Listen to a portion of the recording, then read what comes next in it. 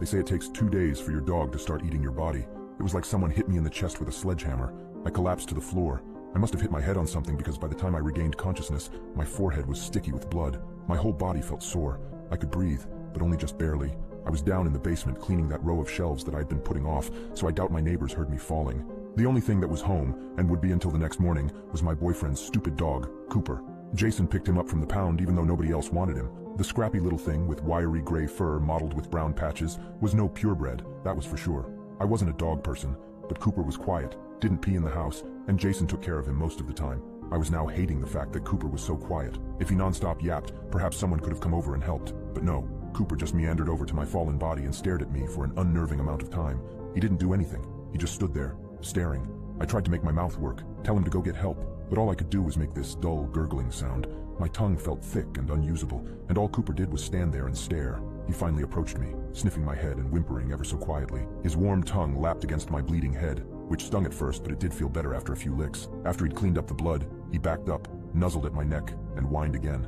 I wanted to beg that dog to start howling, making a bunch of noise, and somehow alert our neighbors that I was in trouble, but I couldn't do anything. I just had this scrappy little mutt to cuddle me as I lay there. Minutes ticked by.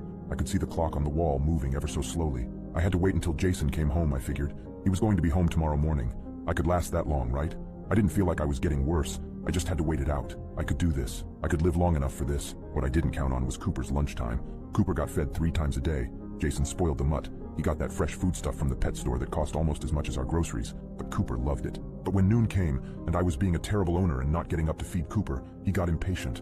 His little claws clacked across the linoleum as he paced back and forth. He pawed at the fridge before returning to my side with his little whines. Why wasn't I feeding him his lunch? He was clearly going to starve to death, even though I'd given him his breakfast. A half hour past his lunch, Cooper growled. I'd never heard him growl before, but he sounded genuinely pissed off. I couldn't see him, but I could just imagine him glaring at me. I half expected him to finally bark for the first time since we'd taken him in. Instead of barking though, he bit me.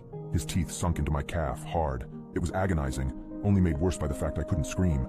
Cooper didn't let go either. He just pulled, actually dragging me a few inches before my skin finally gave and he tore away a healthy chunk of skin and flesh. The pain got so much worse. Cold sweats poured down my face as I heard Cooper chew and swallow. I was nearly sick. At least I wanted to be. That stupid dog just ate part of my leg, and he clearly liked it as he went back for seconds. Thank God I passed out from the pain. By the time he had eaten his fill and I was back to being alert, I could feel him licking the gaping wound, as if it would make it better. Or perhaps my blood was just his dessert course. I couldn't look behind me to see how bad the damage was. I just knew it hurt, but I didn't know how much worse it could possibly get. Dinner time rolled around. I spent my afternoon drifting in and out of consciousness, but when I heard Cooper growl again, my body forced me awake. I wanted to smack him. Any other day I could have